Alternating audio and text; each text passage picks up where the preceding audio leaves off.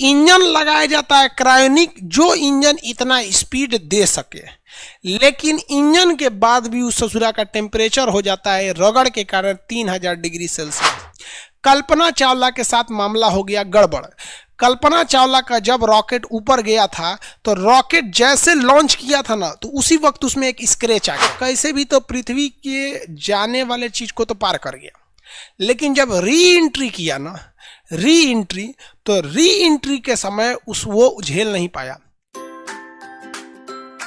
अगर आपको पृथ्वी को छोड़कर जाना है, आप चाहते हैं कि पृथ्वी को छोड़कर चले जाए, तो पृथ्वी कहती है कि बेशक आप हमें छोड़कर चले जाइए, लेकिन याद रखिएगा कि आपका स्पीड 1 सेकंड में 11.5 किलोमीटर। आप चलिए, हम आप पे मेहरबानी कर देते 11 लिखते हैं, यानी आपकी स्पीड कितनी होनी चाहिए? 1 सेकंड में 11 किलोमीटर। यानी ऐसे फेंक रहे हैं ना, 1 सेकंड में कितना चला जाना चाहिए? 11 किलोमीटर। तभी आप जा सकते हैं इसको छोड़ के, अदरवाइज में आप नहीं जा सकते। समझ में आ रहा है कि नहीं आ रहा है? सोचिए कितना खतरनाक है पृथ्वी को छोड़कर जाना। इसीलिए हवाएं, आंधी, तूफान, ये बादल जो हमारे पे वर्षा कराते हैं, ये हमारे वफादार नहीं है, ये कब का हमें दगा देकर चले जाते हैं।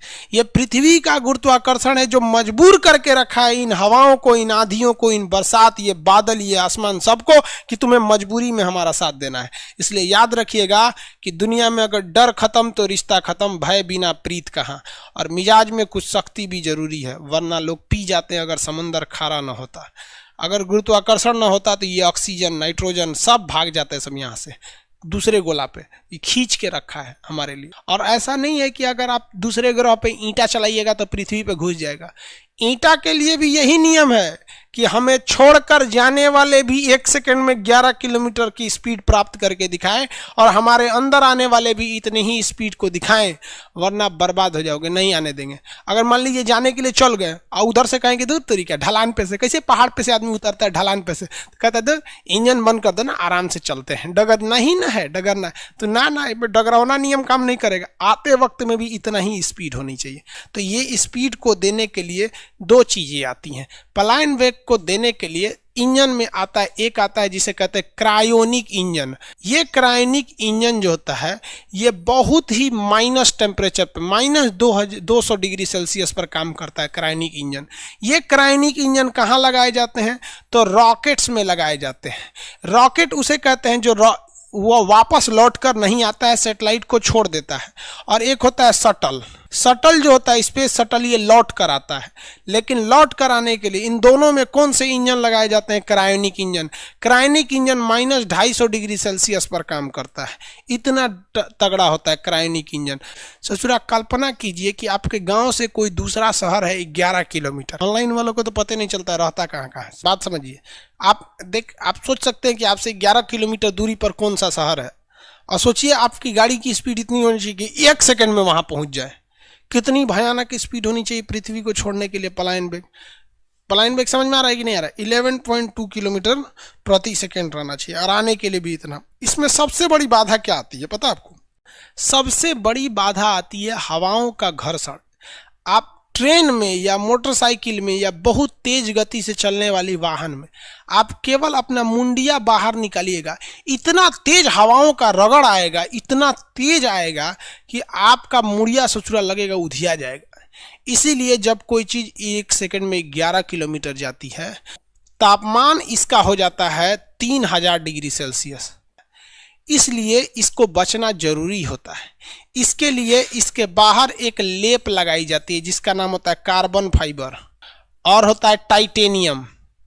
कार्बन फाइबर या टाइटेनियम की एक परत चढ़ा दी जाती है। इंजन लगाया जाता है क्रायोनिक, जो इंजन इतना स्पीड दे सके, लेकिन इंजन के बाद भी उस ससुरा का टेम्परेचर हो जाता है रगड़ के कारण 3000 डिग्री सेल्सियस। इसको रोकने के लिए उसके बाहर कार्बन फाइबर और टाइटेनियम की एक परत लगा दी जाती है। ये परत उस घर्षण से उत्पन्न होने वाले टेम्परेचर को अंदर आने नहीं देता है।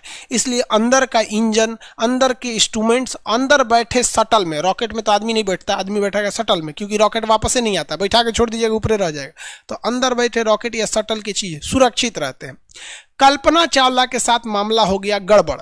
कल्पना चावला का जब रॉकेट ऊपर गया था तो रॉकेट जैसे लॉन्च किया था ना, तो उसी वक्त उसमें एक स्क्रैच आ गया था, लड़ गया था, उसका एक पार्ट टूट के नीचे गिरा और लड़ गया, स्क्रैच आ गया था। तो जो कल्पना चावला का जो शटल था, स्पेस शटल अपोलो मिशन, उसका जो बाहर का कार्बन फाइबर या टाइटेनियम था वो हल्का स्क्रैच आ गया। तो स्क्रैच आने से उसमें दरार पड़ गया। वो कैसे भी तो पृथ्वी के जाने वाले चीज को तो पार कर गया, लेकिन जब री एंट्री किया ना, तो री एंट्री के समय वो झेल नहीं पाया। मान लीजिए कहीं कहीं कट गया तो झेल ले, 2 दिन बाद थोड़े ना झेला पाता। वापस आते समय वो हल्का सा एरिया कटा था, बहुत ज़्यादा नहीं, इतना एरिया कटा हुआ था, लेकिन उसी एरिया का टेम्परेचर 3000 डिग्री हो गया, बाकी सही रहा। तो वो एरिया गल गया और गलने के बाद वहीं से क्या हो गया, ब्लास्ट कर गया और कल्पना चावला के शरीर के चीथड़े उड़ के चले आए। यहाँ पर जाने में थोड़ी सी गलती की गई थी। 1.5 महीना लगा था इसकी जाँच करने के लिए। बाद में जब वीडियो रिकॉर्डिंग आया तब सामने आया था कि जैसे जा रहा था तो इसका एक पार्ट नीचे, मतलब होता है ना वहाँ पे स्क्रैच आते हैं। ये हो गया आपका पलायन वेग। बृहस्पति सजा उस पर पलायन वेग 59 किलोमीटर पर सेकेंड है। उसको छोड़ना है तो और भयानक भागना पड़ेगा, 59 किलोमीटर प्रति सेकेंड, और उतरना भी है तो उतने ही, इसलिए कोई बृहस्पति पे जाता ही नहीं है।